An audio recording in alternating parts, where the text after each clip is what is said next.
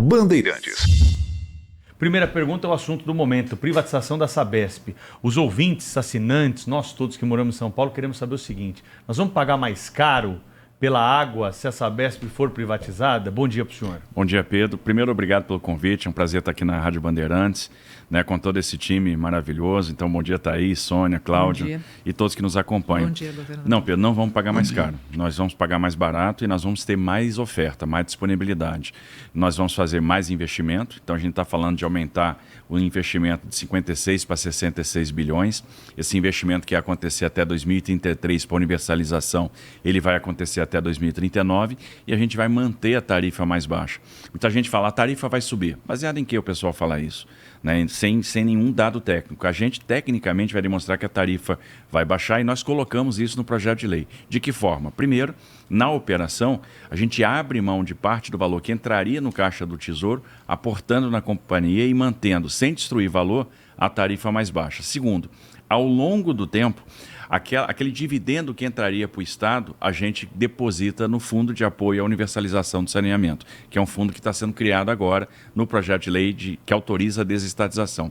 E esse recurso vai garantir a tarifa mais baixa ao longo do tempo. Ou seja, você vai fazendo mais investimento, a base de ativo vai aumentando, e se você não tiver um instrumento, a tarifa realmente sobe. Qual vai ser o instrumento? O aporte de dividendo. Ou seja, a empresa não é do povo, a gente vai garantir a participação do povo de forma direta no resultado da empresa com a modicidade da tarifa. O dividendo vai todo para o fundo e esse fundo garante a tarifa mais baixa. O senhor mandou para a Assembleia nessa semana. Qual é a expectativa? Quando que nós vamos ter a Sabesp privatizada pelos cálculos do governo? Olha, nós mandamos o projeto com urgência para a Assembleia. Eu acredito que essa discussão na Assembleia vai começar a ganhar corpo agora e deve se encerrar em final de novembro, início de dezembro. Então, em dezembro, a gente deve ter esse projeto aprovado. Essa é a nossa expectativa.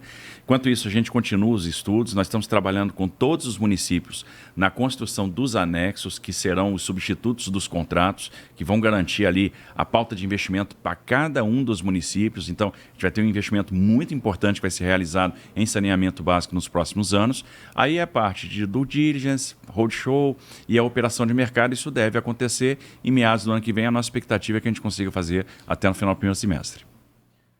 Governador, bom dia, bem-vindo ao nosso programa.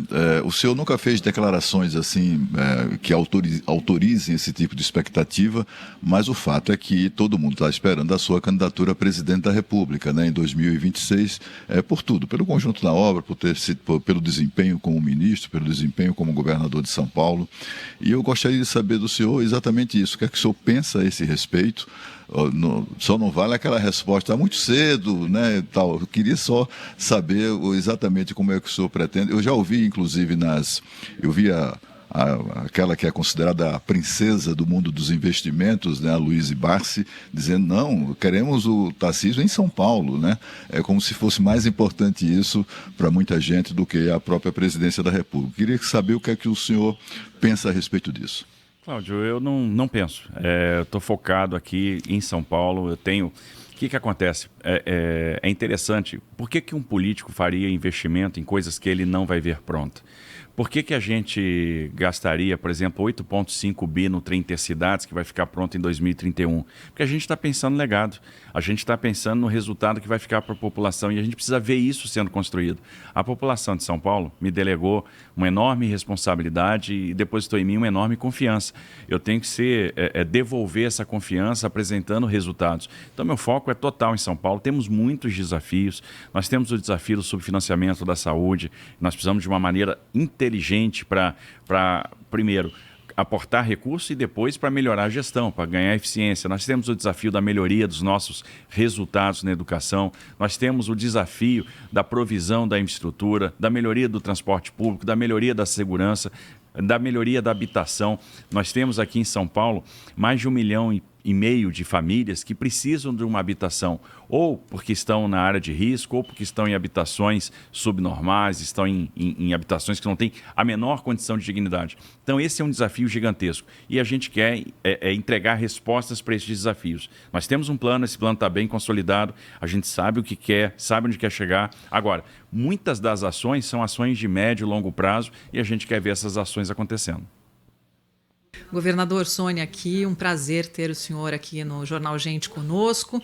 E o mundo só está comentando sobre guerra. E muitos falam que as guerras que acontecem hoje estão longe do Brasil, mas eu não concordo. Nós temos nossas próprias guerras diárias, a nossa própria guerra diária, que é contra a criminalidade, que vem principalmente do tráfico de drogas. Eu gostaria de saber do senhor quais as providências o governo de São Paulo tem tomado, já que as facções criminosas estão cada vez mais entranhadas nos diversos setores da nossa sociedade. Bom dia, Sônia. Você tem toda a razão. É um enfrentamento super difícil, um dos piores enfrentamentos que nós temos é contra o tráfico de drogas. A gente vem vendo um crime que cada vez se sofistica mais e o que me preocupa. Você vai, às vezes, para uma área periférica, a referência do jovem hoje é o bandido, né? Porque é ele que ostenta, é ele que tem carro, é ele que usa arma, que usa joia. Isso é muito ruim, isso é muito deletério. E muitas vezes esse jovem quer ingressar na facção e para ingressar na facção ele recebe um batismo, ou seja, ele recebe uma missão criminosa e a gente vai perdendo jovens para o crime. Então é necessário uma construção social que abra uma porta de saída para as oportunidades. É necessário um investimento em educação, é necessário um investimento em capacitação. Agora, é necessário um enfrentamento ao crime.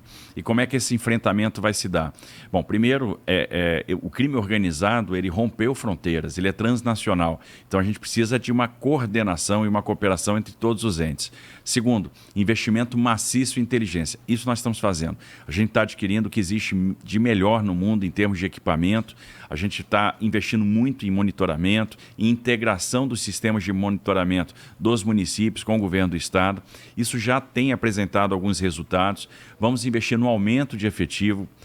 Autorizamos a contratação de 12 mil novos policiais, porque a gente precisa melhorar o policiamento ostensivo, né, como forma de dissuadir o crime, para que a gente possa ter um enfrentamento que seja mais oportuno, mais eficaz.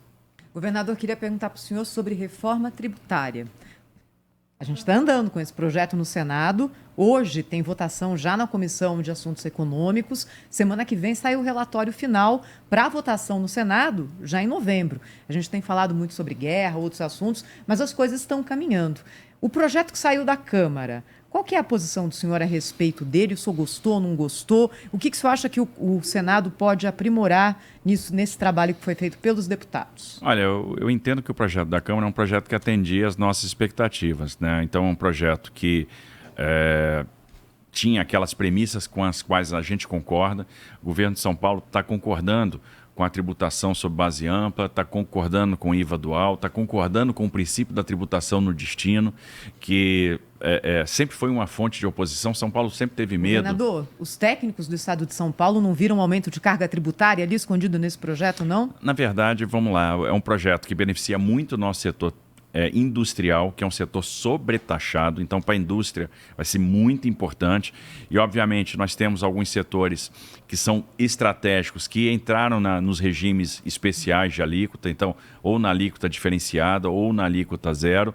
Agora, de fato hoje, até em função de algumas exceções que foram sendo introduzidas no texto, a gente tem uma incerteza com relação à alíquota, isso é importante. Existe uma corrente no Senado que quer travar a alíquota dentro do texto.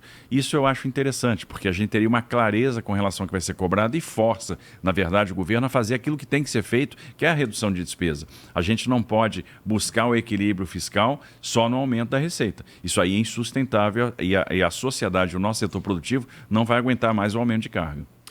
Governador Tarcísio Gomes de Freitas está no estúdio do Jornal Gente hoje conversando conosco. Vamos falar um pouco sobre o centro de São Paulo, né? Afinal de contas, é um local onde a Rádio Bandeirantes tem tido uma atuação muito forte em reportagens, em análise, porque faz muito tempo, né, governador? O senhor sabe disso, que o centro de São Paulo está largado, né? A gente vê lá a presença do crime organizado, Cracolândia, abandono de imóveis. Nós precisamos recuperar o centro de São Paulo. Quando a gente faz uma viagem, a gente quer ficar onde? A gente quer ficar no centro daquela cidade, né? E outras capitais do Brasil, Pedro, não têm essa mesma situação tão delicada pela qual São Paulo passa agora. Por isso que toda vez que uma autoridade de São Paulo senta nessa cadeira que o senhor está sentado aqui, a gente cobra muito especificamente quais são as próximas ações para tentar reverter essa situação no centro de São Paulo. Existe alguma coisa que pode acelerar a decisão do Supremo de proibir a retirada de barracas de moradores de rua e aqueles que estão infiltrados? Prejudica esse combate? O que o senhor pode dizer aí sobre novas estratégias para virar essa página do centro? Veja, a gente precisa de uma série de ações integradas, né? Se fosse fácil, alguém já teria resolvido. De fato, um grande desafio, não é fácil. Agora, a gente pega na experiência internacional e até na experiência nacional, vários centros de cidades foram revitalizados, foram recuperados. Pegar o exemplo agora dos Estados Unidos, né? O que era o Meatpacking em Nova York e o que é hoje o Hudson Yards, né? Obviamente, isso foi construído com muito investimento. A gente precisa de muito investimento também. Mas vamos lá. Se eu pegar o triângulo, né, do Centro Velho, são 13 entradas e 13 saídas. Então eu posso melhorar muito o monitoramento e ampliar a segurança. Eu posso fazer investimentos lá em calçamento, né, em revitalização de logradouros. A gente está construindo um projeto para revitalização da Praça da Sé, para revitalização do Parque da Luz, né? A gente fica incomodado, por exemplo, com uma oficina da CPTM atrás da Sala São Paulo. A gente entende que aquilo pode se transformar num grande bulevar e a gente pode transferir aquela oficina para outro local. Nós temos a questão da favela do Moinho, que a gente pode dar moradia digna para aquelas pessoas e abrir aquele espaço. Isso vai ter um ganho para a segurança pública. Estamos trabalhando hoje junto com a Prefeitura, porque essas coisas têm que ser feitas em coordenação com a Prefeitura, em projetos para as ruas temáticas. São Paulo tem tanta rua temática. A rua temática, realmente, o cidadão tem que enxergar, olhar, puxa, essa é a rua das motos. Essa é a rua dos eletrônicos, essa é a rua das noivas, né? Então tem que ter elementos que caracterizem isso, elementos urbanísticos, né? Nós estamos trabalhando no projeto do Centro Administrativo do Governo do Estado de São Paulo, na região do Campos Elíseos. Avançamos bastante, o projeto está ficando bem bacana. Então, em termos de conceito, ele está praticamente pronto. Aí a gente vai abrir o concurso público para ter aí a definição dos projetos arquitetônicos para que a gente possa cumprir aquele cronograma de em 2025, estar licitando o conjunto inteiro. Isso para nós vai ser interessante, porque o governo do estado utiliza 56 prédios com a sua administração no centro de São Paulo. E vários são subutilizados. Então a gente pode vender, a gente pode transferir isso para a iniciativa privada, para que a gente tenha um reaproveitamento. A gente identificou só no Centro Velho ali 105 prédios que estão ociosos, né? Então, que tipo de incentivo nós vamos proporcionar para a iniciativa privada para ela começar a desmobilizar essas edificações antigas e trazer edificações novas?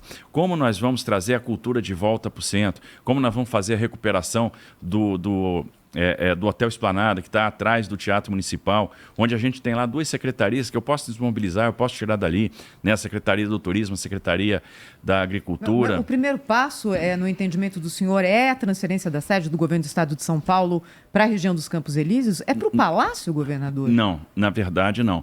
O Palácio hoje é o Museu da Favela, vai continuar sendo o Museu da Favela. Você teria estruturas, né, vários prédios públicos onde a gente teria a administração pública disposta a todas as suas secretarias.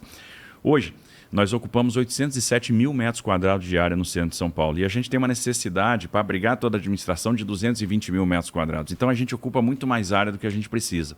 Então, a gente consegue construir um conjunto de edificações que tragam uma beleza, promovam a circulação de pessoas, que tragam a segurança pública, que tragam o restaurante, que tragam o hotel, né? E as pessoas tragam o comércio, as pessoas circulem, voltem a circular, e o poder ali colocado no coração, muito perto de onde funciona, por exemplo, a Cracolândia. Agora, não basta isso, não basta a questão da reordenação urbana. Eu entendo que é um componente importante, que tem que se somar ao componente da assistência social, que tem que se somar ao componente da segurança pública, que tem que se somar ao componente da saúde e ao componente da habitação.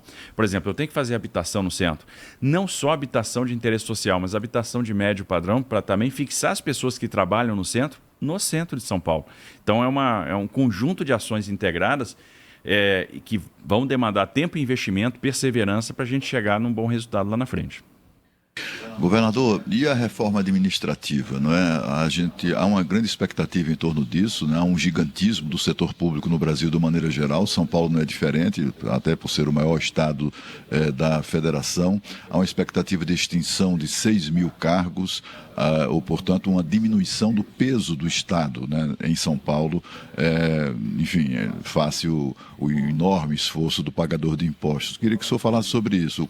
O que esperar de uma reforma administrativa em seu governo? Olha, nós encaminhamos agora para a Assembleia Legislativa aquela que é a primeira parte da reforma administrativa, porque eu digo que a reforma administrativa ela vai ter vários componentes. E não adianta eu querer fechar uma reforma administrativa completa para depois mandar para a Assembleia. Conseguir equacionar uma parte do problema, já mando para a Assembleia, aprova.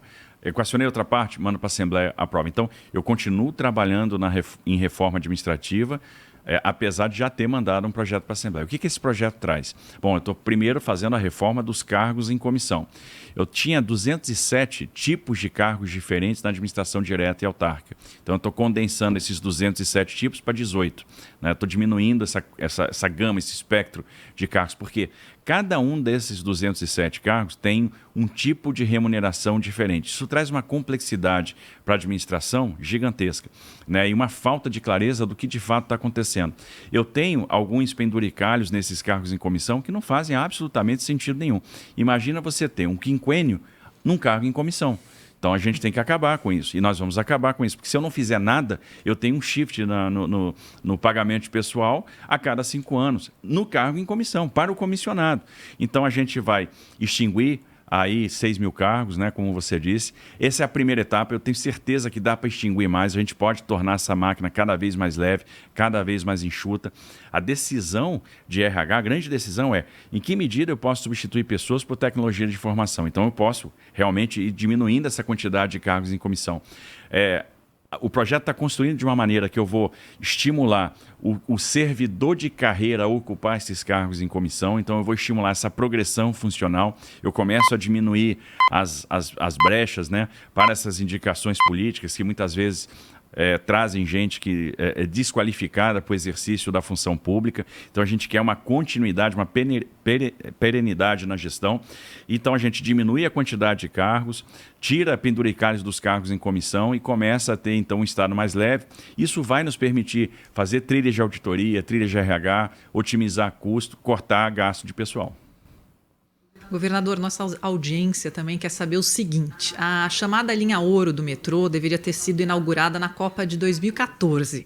Qual é o novo prazo para essa linha estar funcionando? E o senhor também poderia dividir conosco e com todos que estão nos acompanhando quais os outros investimentos no setor do transporte público? Perfeito, Sônia. Nós estudamos bastante o caso da linha ouro para saber qual era a decisão que nós tomaríamos. Então, a gente tinha na mesa a possibilidade de aproveitar ainda a licitação que tinha sido feita, chamando o próximo colocado da concorrência. Uma coisa era certa, quando a gente chegou, a empresa que lá estava não ia performar, não tinha mais condição financeira de dar conta da obra e ela precisava ser retirada. Isso aconteceu. Ou se a gente passaria direto para o concessionário, porque quando foi feita a concessão da linha 5, foi feito da linha 17 juntos. Então, eu tenho o mesmo concessionário para as duas linhas. E se seria inteligente mudar esse contrato e passar a obra para aquele concessionário que já vai fazer a operação. E acabamos decidindo e comparando prós e contras e cronogramas que o melhor era passar o encargo da obra para o próximo colocado na licitação. Isso foi feito. O contrato foi assinado, a empresa começou a mobilizar e já está trabalhando. Então, em breve, nós vamos trabalhar em 4 frentes de trabalho, vamos dar prioridade agora para a concretagem das vigas do pátio dos trens, né? Porque os trens hoje estão em fabricação e em breve eles estarão prontos e eu vou precisar de um lugar para colocar, porque se eu não tiver, a gente acaba perdendo o lugar na fila com o fabricante. Então, a gente vai dar prioridade na concretagem dessas vigas, a gente vai começar a trabalhar ali na região da Água Espraiada, vamos trabalhar naquilo que falta em termos de estruturas de terminais. O grosso da obra agora é a conclusão de terminais, tem muita estrutura metálica para ser feita em função disso. Os trens estão em fabricação e a previsão é que em 2026, no último ano do mandato, a gente esteja com a linha 17 funcionando. Estamos planejando outros investimentos no transporte metropolitano. Por exemplo, hoje nós já estamos fazendo o projeto executivo da extensão da linha 4 para Taboão. E em 2024, no ano que vem, a gente começa a fazer essa obra. estamos trabalhando na extensão da linha 5 para o Jardim Ângela. Então, o projeto executivo está em execução. A partir de 2024, a gente inicia a obra. Estamos trabalhando na expansão do metrô, né, da linha 2 para Guarulhos. Então, a gente está com a obra lá acontecendo hoje, né, do trecho da Vila Prudente para a Penha. Vamos fazer da Penha para o Bosque Maia. Temos a extensão da linha 13, que vai abranger os 3 terminais de Guarulhos. É uma obra que já está em execução e ano que vem vai estar em operação. Estamos planejando a obra do BRT da linha 18 foi retomada, então tinha uma situação pendente no Supremo Tribunal Federal que já foi equacionado, então o investimento já está acontecendo, a linha 18 que vai atender o ABC. E estamos agora trabalhando no projeto de mais 2 linhas, a linha 19, que vai também sair do Agabaú para Guarulhos, e a linha 20, que vai atender o ABC. Governador, já que a gente está falando de transporte, queria perguntar para o senhor sobre projeto de ou privatização ou concessão das linhas do metrô que hoje são operadas pelo governo do estado para a iniciativa privada. A gente teve até recentemente uma greve agora em protesto contra a possibilidade de concessão dessas linhas e também da Sabesp. Em que pé que está isso, governador? Nós estamos estudando, os estudos estão acontecendo, os estudos das linhas da CPTM estão mais adiantados, então eu acredito que no final do ano, início do ano que vem, a gente vai ter condição já de levar para a população uma audiência pública para mostrar como vai ser essa operação privada, que investimentos vão ser feitos. Aí a gente tem extensão de investimentos na linha 11, na linha 12, na linha 13, investimentos importantes, fora toda a recuperação das linhas que já se encontram aí bastante deterioradas em função... Esses investimentos que o senhor citou, governador, de extensão de linhas, isso tudo é em modelo de parceria público-privada. Exatamente, em modelo de parceria público-privada. Então, como está acontecendo hoje na linha 6. A linha 6 está andando super bem, a obra tem avançado bastante, a gente está com quase 60% de obra concluída e é uma obra que está sendo feita pelo privado. E essa vai ser entregue quando? Essa é das universidades, né?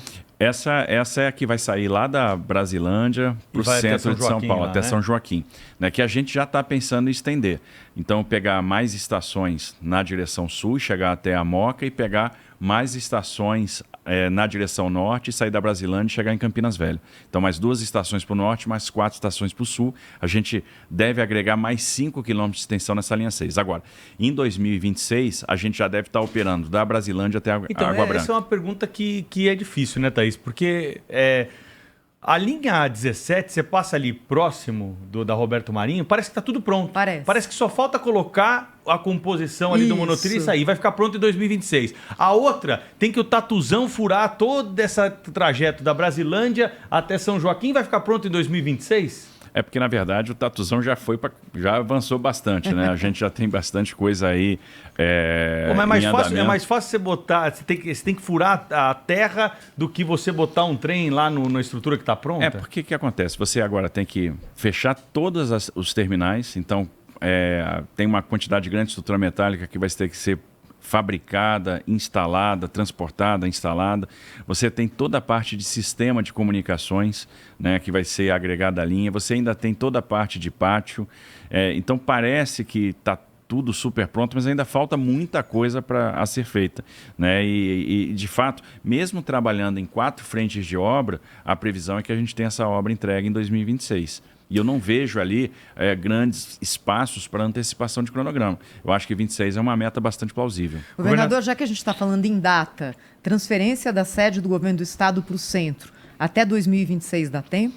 Não, vamos lá. A gente faz o leilão em 25 e a construção termina em 28. Aí tem uma questão, né? Toda vez que a gente raciocina com infraestrutura e com projetos que são estruturantes, a gente tem que pensar com longo prazo. Ontem eu estava discutindo isso com alguns prefeitos. Se a gente fosse pensar nos nossos mandatos, a gente não faria nada.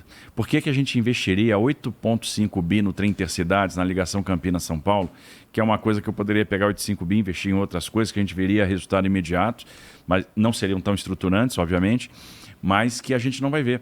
Porque o trem Intercidades, ele fica pronto na sua perna intermetropolitana, que é o trem parador, em 2029. E o trem Intercidades mesmo em 2030. Então, quer dizer, 2031, A gente está investindo em projetos que a gente não vai ver acontecer, mas é importante que a gente comece, que a gente faça, porque senão a gente jamais vai ter uma ligação Qual que é o percurso, Campinas-São Paulo. governador, desse trem intercidades? Olha, a gente vai sair do centro de Campinas. Nós temos 2 tipos de serviço, né? Um serviço de trem parador e um serviço expresso. O trem parador ele vai parar naquelas cidades da região metropolitana ali de Campinas, então vai parar em Vinhedo, vai parar em Louveira, depois para em Jundiaí, vai parando, aí ele se integra à linha 7, né? Então passa a ser a linha 7, a linha Rubi, e a gente vai parando em Franco da Rocha, Francisco Morato, Caieiras, até chegar aqui em São Paulo. O trem expresso, ele só vai ter uma parada intermediária que vai ser em Jundiaí, e aí nós vamos ter a linha que vai ser paralela à linha 7, ou seja, uma linha exclusiva para o trem intercidades. Então, ele sai de Campinas, para Jundiaí, chega a São Paulo. E aí vem a complexidade. Por que demora tanto para construir? Vou construir uma linha adicional na mesma faixa de domínio que é operada hoje pela linha 7. Você tem 2 horas de trabalho por dia, porque a linha 7 opera de 4 da manhã até meia-noite. Eu tenho 1 hora para desenergizar as linhas, tenho que fazer todo o investimento, todas as obras e depois mais 1 hora para reenergizar. Então, tenho de 1 a 3 da manhã todos os dias para trabalhar. É por isso que é um desafio construir um projeto desse porte. Mas é um desafio que tem que ser enfrentado. E o retorno para a sociedade de ter um primeiro trem intercidades vai ser muito grande. Em 2025, eu quero estar leiloando o trem Sorocaba-São Paulo, né, que a gente já está estruturando. Cláudio Humberto, no nosso carrossel de perguntas aqui, tem mais uma pergunta para você. Ainda dá tempo, Cláudio. Então, governador, eu gostaria de saber sobre eleições municipais. Vão acontecer daqui a menos de 1 ano, né? O senhor é o maior eleitor no estado de São Paulo, será muito demandado para participar das campanhas eleitorais dos seus aliados nos municípios, dos deputados estaduais e federais e senadores que também são seus aliados ou têm interesse no seu apoio e vão exigir a sua presença. Tem, sobretudo, a questão de São Paulo, da eleição ou reeleição do atual prefeito. Eu queria saber como o senhor vai se virar, digamos assim, em 30 nas eleições municipais do ano que vem. Bom, a gente está conversando muito sobre essa questão das eleições municipais e qual é a ideia? Nós temos um grande grupo hoje, né, que tem uma aliança e essa aliança está espelhada na Assembleia Legislativa, é um conjunto grande de partidos e partidos importantes. E, na medida do possível, a gente tem conseguido fazer isso. A gente está construindo candidaturas únicas desse grande grupo em vários municípios e municípios importantes. E aí fica mais fácil a gente participar da eleição, porque nós não vamos ter aliados se enfrentando. Obviamente, onde isso não é possível, em função de uma série de razões, e nós temos pessoas do mesmo grupo disputando, nosso grupo disputando, não é possível participar. Então, ou a gente dá o apoio para todo mundo, ou simplesmente não dá o apoio para ninguém e acompanha a eleição, porque eu vou trabalhar com os prefeitos atuais até o final do mandato deles e quero iniciar o trabalho com os novos prefeitos a partir de 2025. Então, vou trabalhar com os prefeitos que foram legitimamente eleitos e que representam aquelas municipalidades, representam aqueles cidadãos. E eles terão todo o apoio do governo do Estado, terão todo o diálogo, terão toda a porta aberta. Obviamente, vamos nos engajar naquelas candidaturas onde a gente conseguiu estabelecer o consenso e vamos ter um carinho especial pela campanha aqui na cidade de São Paulo. Governador, falando rapidamente sobre educação, na nossa última conversa o senhor falou que sua gestão seria voltada à oportunidade de empregos além do estudo. E eu queria englobar nessa pergunta também como dizemos no jargão jornalístico, um factual que está dando o que falar, que o senhor anunciou a redução das PPPs para a construção de escolas, mas ao mesmo tempo o senhor também falou que isso não vai afetar o número de vagas. Na verdade, a gente não está reduzindo PPPs para escolas. Veja, a gente tem 2 PPPs acontecendo nesse exato momento. Uma para construção, outra para manutenção dos equipamentos. Eu tenho uma PPP para 33 novas escolas e a gente vai colocar essas novas escolas justamente em locais onde eu tenho baixa oferta de vagas no ensino diurno, onde alunos não estão encontrando essas vagas no ensino diurno, então acabando, né, tendo que se matricular no noturno, e a gente já tem os estudos que comprovam que os alunos que estão no ensino noturno acabam tendo uma performance menor do que aqueles alunos que estão no ensino diurno, então a gente vai prover mais vagas, construir mais escolas, onde eu tenho essa deficiência. E aí qual é a vantagem? Eu faço a construção e agrego um pacote de serviço. Então toda aquela gestão, aquela zeladoria da infraestrutura vai estar por conta do privado. Isso libera os profissionais da educação para tratar de pedagogia, para cuidar realmente do ensino, né, da qualidade do ensino. Porque aí a questão da limpeza, a questão da vigilância, a questão da manutenção predial, eu transferi para a iniciativa privada. E eu tenho uma outra PPP de 500 escolas para manutenção do parque existente. Hoje, 80% das escolas de São Paulo têm mais de 20 anos de idade. Então, nós temos várias deficiências de infraestrutura. Tivemos uma elevação enorme das escolas de tempo integral no estado. Então, que é bacana. Nós temos 5.400 escolas, 2.300 estão no ensino integral.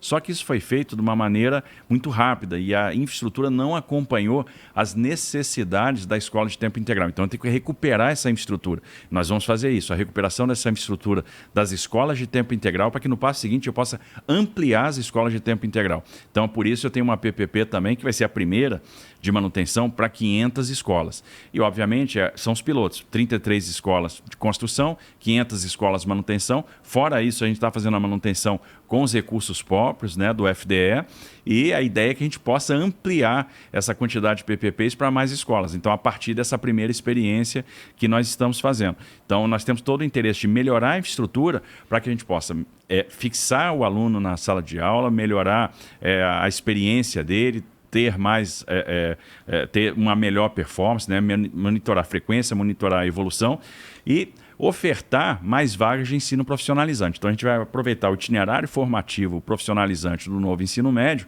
para abrir mais vagas de ensino profissional. Nós temos um esforço do Centro Paula Souza, que é fantástico, né, que tem aí 230 mil alunos. Nós temos o esforço do Sistema S, que é fantástico, que tem aí mais 130 mil alunos. Mas eu preciso alcançar 750 mil alunos, né, 800 mil alunos. E esse é o objetivo. Então, eu preciso ampliar esse ensino profissionalizante e eu quero usar as escolas de tempo integral e o novo ensino médio para isso.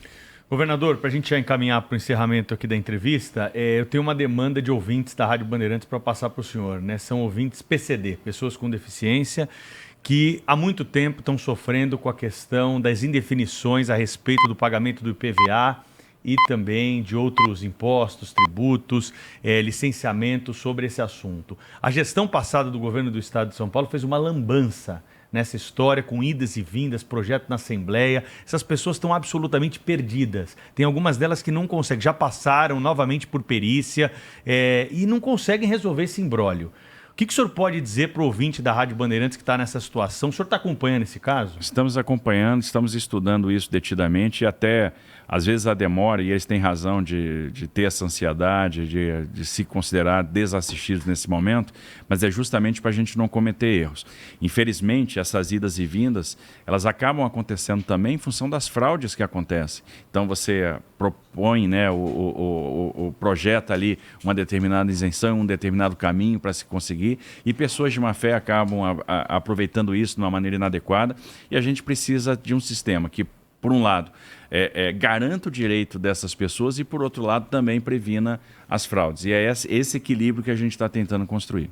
Governador, para a gente fechar aqui a nossa conversa, um dos assuntos relacionados à segurança pública que estão chamando a atenção agora é aquele furto de metralhadoras de um quartel do Exército, e a Polícia Civil de São Paulo, claro, participa dessa investigação. O que o senhor já tem de informação a respeito disso? Em que pé que está esse assunto, governador? Olha, a gente colocou a nossa polícia, né, para atuar em colaboração ao Exército. O Exército é que conduz as investigações nesse caso, né? Então, um inquérito policial militar instaurado. Então, trata-se de um crime militar, foi cometido dentro de uma instalação militar.